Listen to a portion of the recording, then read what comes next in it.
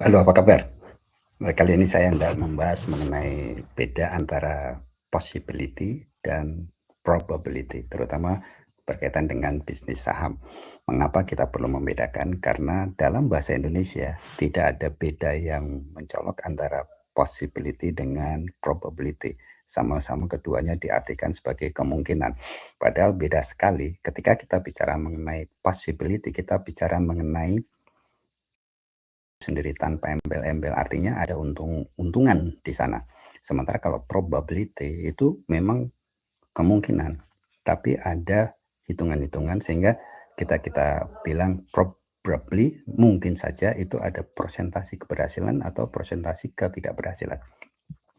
Nah, kita perlu tahu bedanya. Jadi di sini ada perbedaan antara posibilitas, kita terjemahkan saja sebagai posibilitas, kemudian ada probabilitas.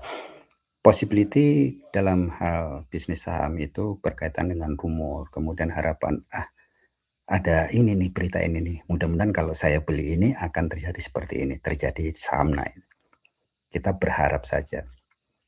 Dan dalam hal ini nggak ada rencana apa-apa, sehingga ada yang namanya high risk, high hope, tinggi.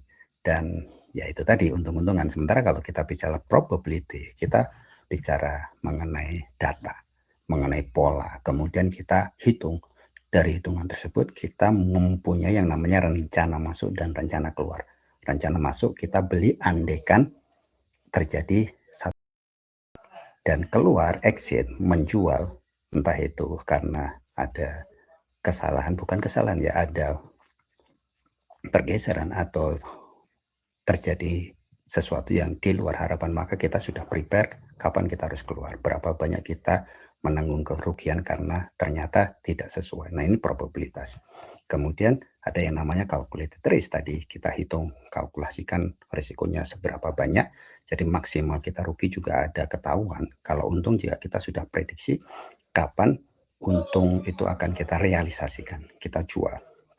Jadi strategi ini tentu saja bisa diaudit dibandingkan kalau kita hanya sekedar memanfaatkan possibility. Oke, mudah-mudahan bermanfaat. Selamat beraktivitas.